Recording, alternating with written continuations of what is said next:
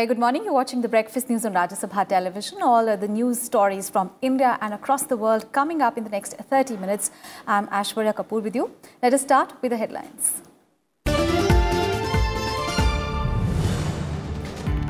First meeting of NDA's Council of Ministers today. Deliberations on action plan for the next 5 years on the agenda. PM Modi to also chair Union Cabinet meeting today.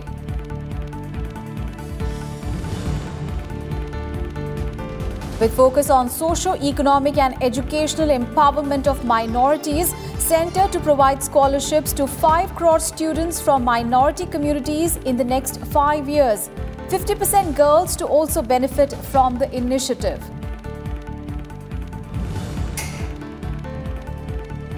Union Minister Thawarchand Gehlot appointed leader of the Rajya Sabha. 4-time Lok Sabha MP from Madhya Pradesh replaces former Finance Minister Arun Jaitley in the upper house.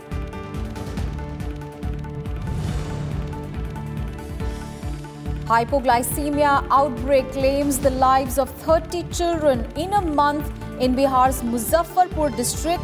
Centre dispatches team of medical doctors to review the situation. And coastal Gujarat on high alert as severe cyclonic storm Vayu closes in, likely to make landfall between Verawal and Diu early tomorrow. Evacuation of 3 lakh people along the west coast continues. Home Minister directs officials to ensure the safety of people. The top story this morning, the first meeting of the new Council of Ministers will be held today, in which Prime Minister Nirav Modi is likely to outline the roadmap of his government. The Prime Minister is expected to underline the role of ministers of state in the running of ministries and may ask the cabinet ministers to give their deputies adequate responsibilities. All 57 union ministers are invited to attend the meeting, and the union cabinet will also meet ahead of the first Council of Ministers meeting today. And on to the other top story this morning. In order to ensure socio-economic and educational empowerment of minorities, especially girls, through 3 E's, namely education, employment and empowerment, the centre will provide scholarships for 5 crore students from minority communities in the next 5 years. Making the announcement on Tuesday, Union Minister for Minority Affairs Mukhtar Abbas Naqvi said that scholarships such as pre-matric, post-matric and merit cum means will be provided to 5 crore students from the minority communities, including 50% girls. Now, this includes more than 10 lakh Begum Hazrat Mahal Girls Scholarship in the next 5 years for the economically weaker sections. And bridge courses also for girls from minority communities who have dropped out of the schools, and training for madrasa teachers in the mainstream subjects such as Hindi, English, Math, Science and Computers. And Padho Badho awareness campaign to encourage education. Free coaching for central and state administrative services, banking services, Staff Selection Commission or the SSC, railways and other competitive services will also be provided to the economically weaker sections from minority communities. Various scholarships such as pre-matric, post-matric and merit cum means will be provided to 5 crore students, including 50% girls in the next 5 years. 5 crore हमने छात्र छात्राओं को scholarship के माध्यम से इन 5 सालों में हमने शिक्षा के क्षेत्र में उनके सशक्तिकरण का संकल्प लिया है। स्किल डेवलपमेंट के माध्यम से उनको रोज़गार और रोज़गार के मौके उपलब्ध कराने का संकल्प लिया है। और मदरसे जो बड़ी संख्या में देश भर में हैं, उनको जो है वो फॉर्मल एजुकेशन या मेन स्ट्रीम एजुकेशन के साथ जोड़ करके उनके बच्चों को भी समाज के निर्माण का हिस्सेदार भागीदार बनाया जा सके, नए भारत के निर्माण का हिस्सेदार भागीदार बनाया जा सके, इसके लिए काम। And the government is planning a new labour legislation that would merge 44 labour laws under 4 categories, namely wages, social security, industrial safety and welfare, and industrial relations. Now, this step is aimed at helping the investors and accelerating growth. The proposed bill will include national minimum wage for all kinds of employment and also look into the safety of workers. The draft bill will be placed before the Union Cabinet, after which it will be introduced in Lok Sabha, most likely in the second week of the upcoming Parliament session. The decision was taken at an interministerial meeting chaired by Home Minister Amit Shah and also attended by Finance Minister Nirmala Sitharaman, Labour Minister Santosh Kumar Gangwar, Commerce and Railway Minister Piyush Goyal, among others.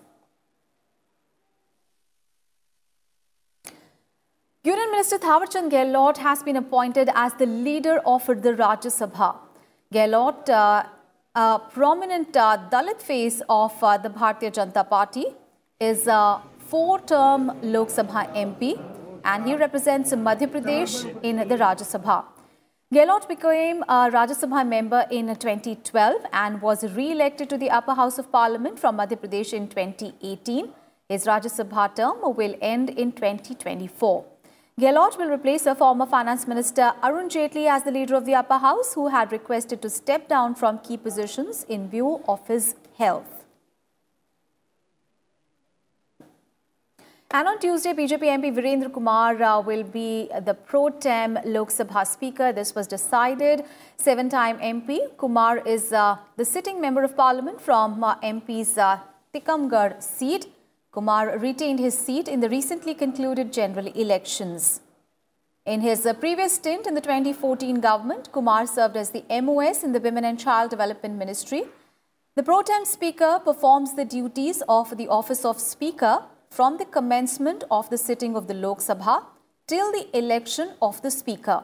Kumar will administer the oath of office to the new members of the Lok Sabha in the first Parliament session of the 17th Lok Sabha beginning from 17th of this month.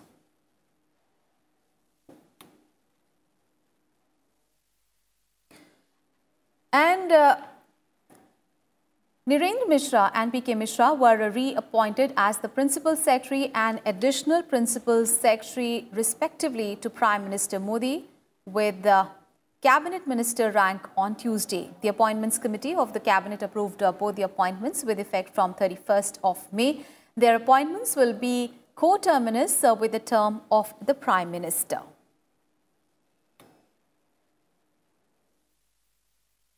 And Finance Minister Nirmala Sitharaman held the first pre-budget consultation on agricultural and rural development on Tuesday, and she stressed on the measures to boost economic and social infrastructure of the rural sector and ways to eradicate unemployment and poverty through the development of agriculture and allied sectors as well as non-farm sector.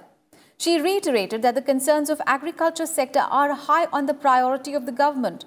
The Finance Minister said that the ministry will also hold broad-based discussions with the different stakeholders from the fisheries sector as well to bring about a blue revolution by optimally using our maritime resources. She also stressed upon encouraging startups which can remove the segmentation in the agricultural market and help in providing remunerative markets for the agricultural products and supplying it to the final consumers at a reasonable price.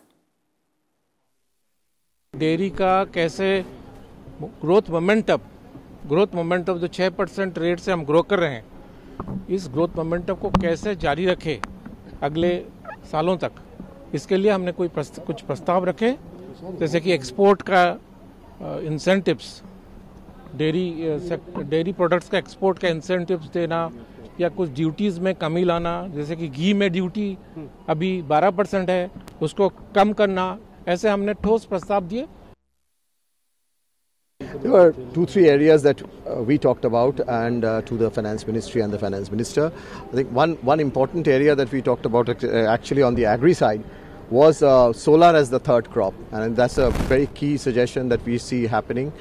to really see if there could be rooftop in terms of solar that would help not only generate electricity but also supply to the grid. The farmers can use their own, and the excess they can. So it will become much more efficient, and that would really be a strong source of income for the farmers. And the other point really was to see how we could encourage more of rural startups and non-IT related rural startups, to see to it that they are able to they create a fund for them.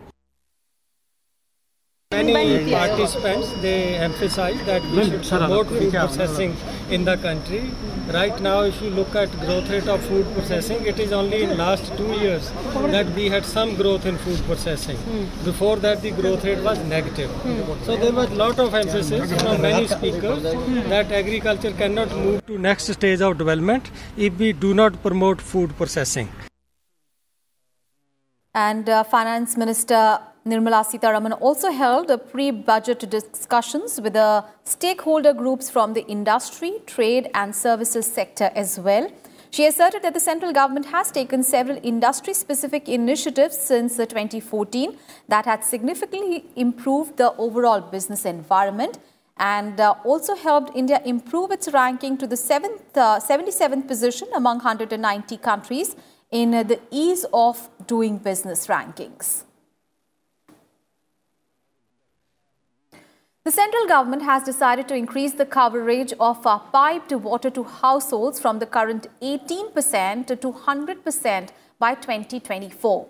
The Jal Shakti Minister, Gajendra Singh Shekhawat, has said that the government is formulating a plan to provide clean drinking water to nearly 14 crore households. More details in this report. Following the success of Ujjwala and Saubhagya Yojnas, the Modi government has now set its sight on providing clean drinking water to all by 2024. Jal Shakti Minister Gajendra Singh Shekhawat has said that the government is formulating a plan to provide clean drinking water to nearly 14 crore households that do not currently have access to it. Bharat के लिए निश्चित रूप से बहुत बड़ी चिंता का विषय है, क्योंकि per capita availability of water, वो हमारे यहाँ टोटल अवेलेबिलिटी ऑफ वाटर को यदि हम पर कैपिटा से कन्वर्ट करने के लिए सबसे बड़ी population, human population as well as the livestock population जो है दुनिया की, वो हमारे पास में है। और ऐसी परिस्थिति में हमारे पास में पर कैपिटा वाटर की अवेलेबिलिटी जो है कम है। और अगर पिछले लगभग 40 साल के परिप्रेक्ष्य में देखा जाए, 50 साल के परिप्रेक्ष्य में 1950 में जितनी हमारे पास में per capita availability of water था, वो घट करके आज उससे 1/3 भी नहीं रह गया और 3 गुना से ज़्यादा पॉपुलेशन हो गई। According to the Jal Shakti Ministry, only in the state of Sikkim, 99% of the households get tapped water. In states like Uttar Pradesh, Bihar, West Bengal, Chhattisgarh, Jharkhand and Odisha, clean drinking water is available to less than 5% households. Currently, the status of tapped water in the country is 18% of the households. According to the ministry, the water crisis in the country has increased in the last 70 years. In 1950, 5,000 litres water per person was available. It has now reduced to 1,400 litres per person. Citing the widening gap between water supply and demand, the ministry has also stressed on the need for water conservation. देश के आंकड़ों के परिप्रेक्ष्य में यदि total habitations को पानी की सप्लाई के उपलब्धता के बारे में अगर मैं बात करूं, तो वो आंकड़ा लगभग आज की तारीख में 81%, 81.96% के आसपास है कि हम हैबिटेशंस, हो सकता है ग्राउंड रियलिटी शायद उससे अलग हो, लेकिन जो आंकड़े प्रदेशों के द्वारा प्रदत्त आंकड़े जो हैं, and since water is state subject as per the constitution, इसलिए प्राथमिक जिम्मेदारी निश्चित रूप से प्रदेशों की है। जल संरक्षण, वर्षा जल संरक्षण, क्योंकि एक एक बूंद पानी कीमती है। एक एक बूंद पानी जो बरसात से आती है, क्योंकि जिस तरह से जो जल की उपलब्धता जिस तरह से कम हो रही है, और वो एक बड़ी चुनौती का विषय बन रहा है। Apart from West Bengal, which boycotted the meeting, representatives of all states were present and they have put forth their views and opinions on the water crisis situation in the country. Anu Diwan, Rajya Sabha TV. And on to the other big story this morning, and that is on a severe cyclonic storm Vayu, which is moving fast northwards and is expected to make landfall in the coastal areas of South Gujarat tomorrow morning.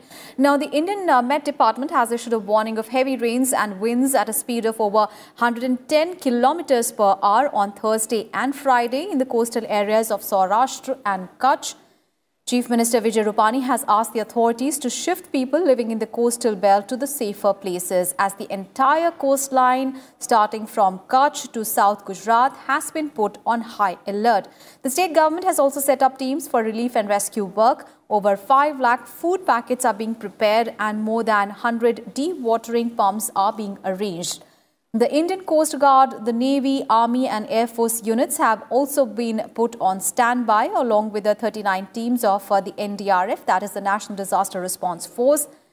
Home Minister Amit Shah reviewed Cyclone Vayu preparedness and directed the officials to ensure all possible steps for the safety of the people. The Home Ministry has also issued detailed advisories to Gujarat as well as Union Territory of Diu to take all precautionary measures with a view to ensure that no human life is lost and there is no damage to vital infrastructure, and there is early recovery of all the essential services post the landfall of the cyclone. Gujarat and the authorities are also evacuating about 3 lakh people from vulnerable areas and shifting them to around 700 cyclone and relief shelters. You may be knowing yesterday evening that has become a severe cyclone, and in the night time around that 11:30 p.m. we have further intensified, made it a very severe cyclonic storm. And at present, if you look into the latest position, it is lying in East Central Arabian Sea. It is about 470 kilometers west-northwest of Goa, 280 kilometers south-southwest of Mumbai, and around 340 kilometers almost south of Viraval of Gujarat state. And we are expecting the system to move further northwards itself, and it will be crossing Gujarat coast between Porbandar and Mahua, as we were telling earlier also, around Viraval and Diu by 13th.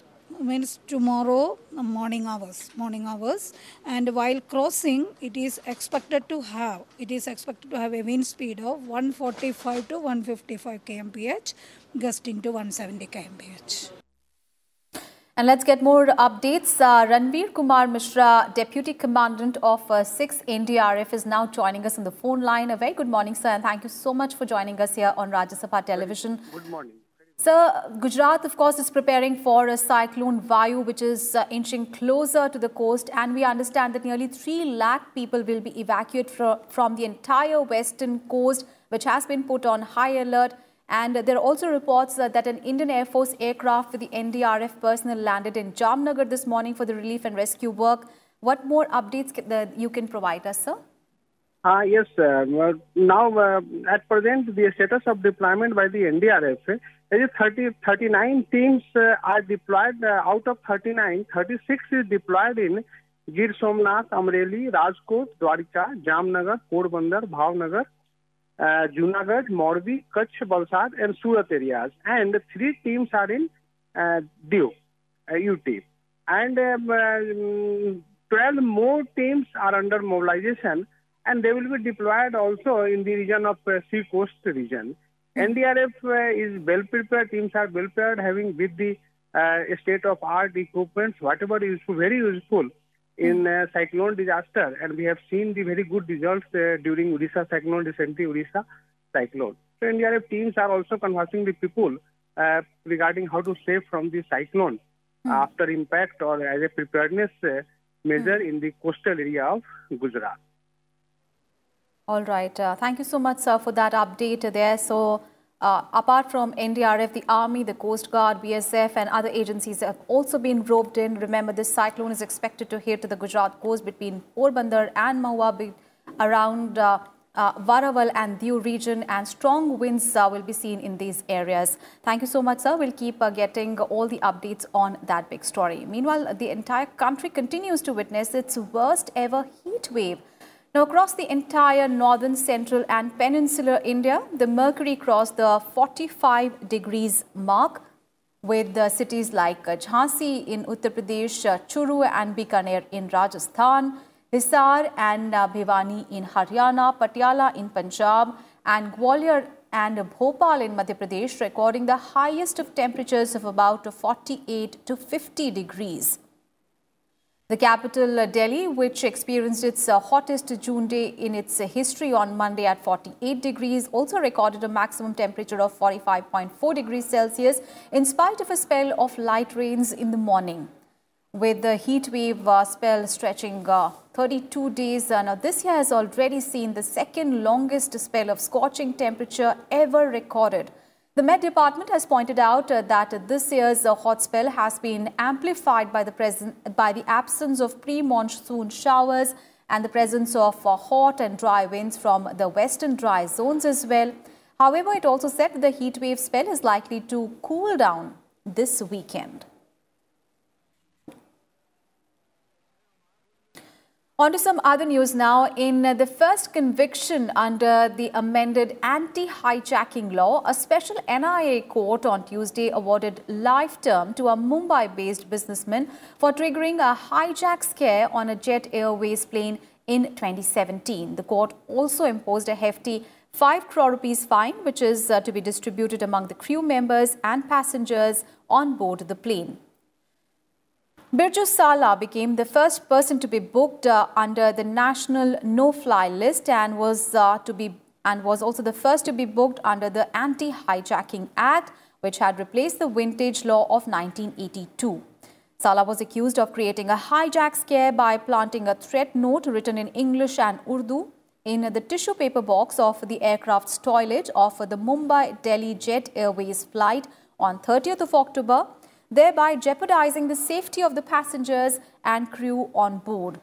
The new anti-hijack rules came into force in July 2017. Big story coming in from Uttar Pradesh, where 30 children have died this month in 2 hospitals in Bihar's Muzaffarpur with hypoglycemia.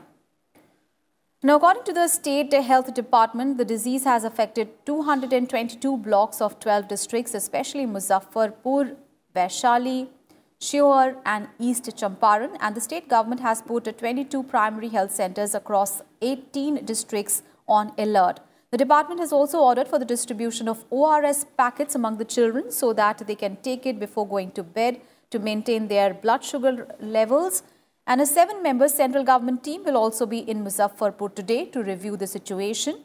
Union Health Minister Dr. Harshvardhan has also sought a report in connection with the deaths in Bihar.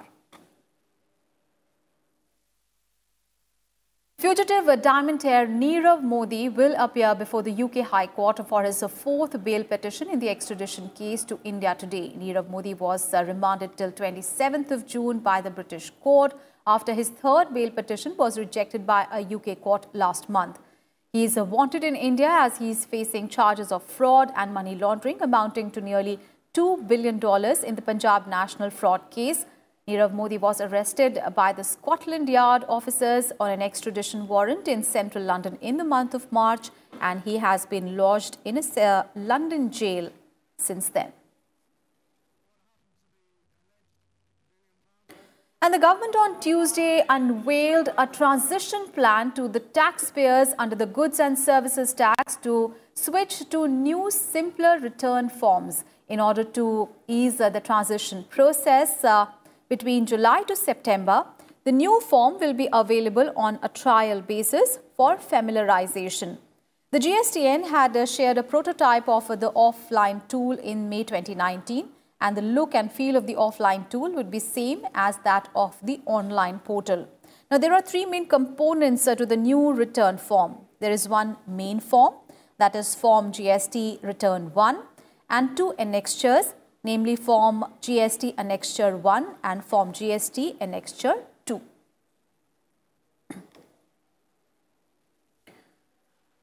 On World Child Day Against Labour, Vice President M. Venkaiah Naidu has called child labour a social evil that endangers the development of children and the society. In a message on Twitter, Venkaiah Naidu has called for a resolve to eradicate the social evil and ensure a safe, happy and supportive environment for children. He also urged the citizens to strive to create a child labour-free society. US Secretary of State Mike Pompeo will discuss an ambitious agenda for the US-India strategic partnership when he meets with Prime Minister Nirav Modi and External Affairs Minister S. Jaishankar later this month in New Delhi. Pompeo announced that he will be visiting India later this month to build on an incredibly important relationship that is closely tied economically.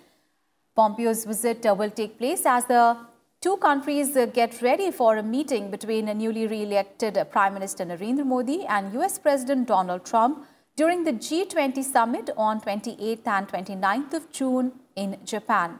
The US State Department said that in his meeting with Modi and Jaishankar, Mike Pompeo will discuss our ambitious agenda for the US-India strategic partnership.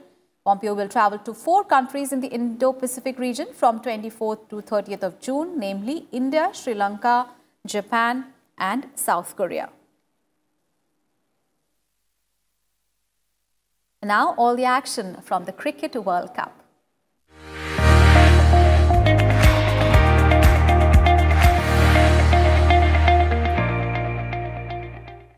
The Bangladesh-Sri Lanka ICC World Cup match at Bristol was abandoned without a ball being bowled due to rain on Tuesday. The points for this match will be split between the two teams. This is the second successive time in the ongoing World Cup when Sri Lanka has been forced to split the points. Their last match against Pakistan was also called off due to rain.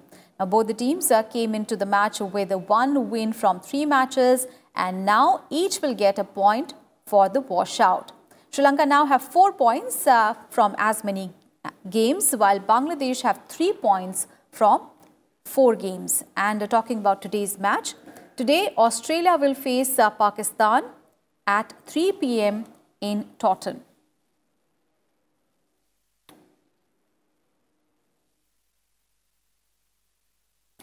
And wicketkeeper batsman Rishabh Pant will replace injured Shikhar Dhawan in the ongoing ICC Cricket World Cup. The decision was taken after Indian opener Shikhar Dhawan was ruled out of the tournament for 3 weeks after sustaining a hairline fracture on his left hand against Australia. Dhawan is likely to miss at least 3 World Cup matches due to his injury.